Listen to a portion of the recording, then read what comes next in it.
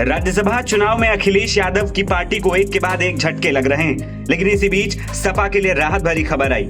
UP की Sirathu seat से विधायक पल्लवी पटेल ने अखिलेश से नाराजगी खबरों के बीच साफ किया है कि राज्यसभा चुनाव के लिए उन्होंने किसको वोट दिया है। पल्लवी पटेल ने कहा कि मेरी प्रतिबद्धता पीडीए के लिए है, मैंने हमेशा से पीडीए की वकालत की है, इसलिए आज मेरा वोट पीडीए के हित में समाजवादी पार्टी को गया है। अफवाहें उड़ाई जा रही थी आपके बारे में, क्या बीजेपी ज्वाइन कर? जरा दी आईडी नीचे कर ली। बीजेपी कैंडिडेट को वोट कर रही है, अब आप करते हैं। मेरी प्रतिबद्धता, मेरा वचन पीडीए है।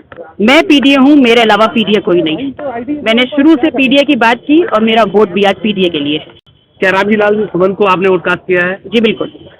मैं एक खबरें आ रही थी कि अखिलेश जी से फोन पे कोई वार्तालाप हुई थी, उसमें कुछ हॉट टॉक भी हो गई थी। हक हुकूक के लिए आपने अपने हक की बात जब रखी। मैंने पीडीए की बात हमेशा की है, लड़ कभी की है, विनम्रता से भी की है, आगे भी करूंगी, आज भी कर रही हूँ। तो पीडीए छोड़ के नहीं जाएंगी? पीडीए मेरा वजूद है और मैं पीडीए हूँ। तो क्या लोकसभा में भी आप प्रत्याशी के तौर पे आप या माता जी दिखाई पड़ सकती हैं? लोकसभा का निर्णय होना अभी बाकी है। आज वर्तमान में राज्यसभा की बात होनी चाहिए और पीडीए के लिए प्रतिबद्धता है और पीडीए के साथ खड़े। आज भारी संख्या में क्रॉस लोगों ने वोट क्रॉस किया है, इसको कैसे देखती हैं लोग? आप पीडीए वोट से जो लोग जीत के आए, ये उनकी भावना हो सकती है, उनकी प्रतिबद्धता कहीं और जा सकती है, लेकिन मैं ईमान की राजनीति करती हूँ और धोखा देना मेरे खून में लिखा है। पीडीए के साथ हूँ, पीडीए के लिए हूँ, पीडीए मेरा वजूद है, पीडीए मेरी प्रतिबद्धता है। रामजी सुमन को वोट दिया जी। वहीं इससे पहले सपा प्रमुख अखिलेश यादव से जब पल्लवी पटेल को वोट न देने को लेकर सवाल किया गया, तब अखिलेश ने कहा था कि उनकी अंतरात्मा के बारे में मैं नहीं जानता हूं। देखिए, मैंने आपसे कहा कि सरकार के खिलाफ वोट डालने में साहस की जरूरत है, साहस की जरूरत है।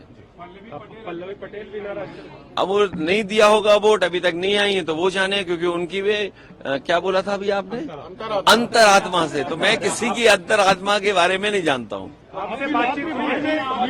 मेरी अंतरात्मा के बारे में किसी के नहीं मैं जानता हूँ।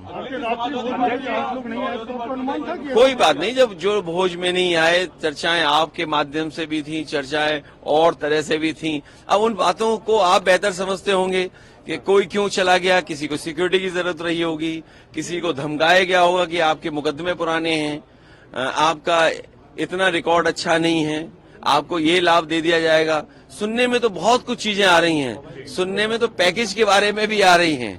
वो बात समझ में नहीं आ रही कि वो पैकेज छोटा था कि पैकेज बड़ा था। अगर आपको समझ में आ रहा हो तो मुझे जरूर जानकारी देना। उनके बारे में, किसके बारे में क्या कहें, किसके बारे में हम क्या कहें? आपने बात की थी, बात की थी, बात की गई थी आपके यहाँ से, आप प्रदेश अध्यक्ष ने बात। देखिए, कई बार कुछ लोग, कुछ होता है खबरों में रहने के लिए। देखिए, लोकसभा चुनाव जो उत्तर प्रदेश का होने जा रहा है, वो उत्तर प्रदेश की जनता देख रही है।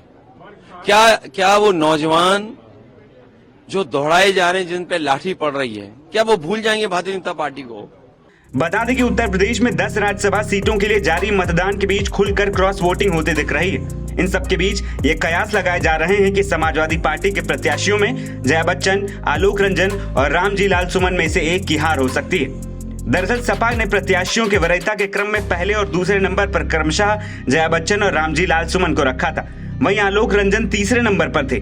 जया और रामजी लाल सुमन के लिए अलॉट किए गए मतों की संख्या पर्याप्त थी, ऐसे में उनके जीतने में कोई शक नहीं है, लेकिन आलोक रंजन के लिए मामला बिगड़ सकता है। राज्यसभा चुनाव वाले दिन सपा के खेमे से हुई सेंधमारी के चलते आलोक रंजन के लिए राज्यसभा सांसद बन पाना अब दूर की कौड़ी नजर आ रहा है। सेंधमारी के चलते समाजवादी पार्टी व उनके सहयोगी दल के कई विधायक क्रॉस वोटिंग कर चुके हैं। एनबीटी ऑनलाइन की रिपोर्ट।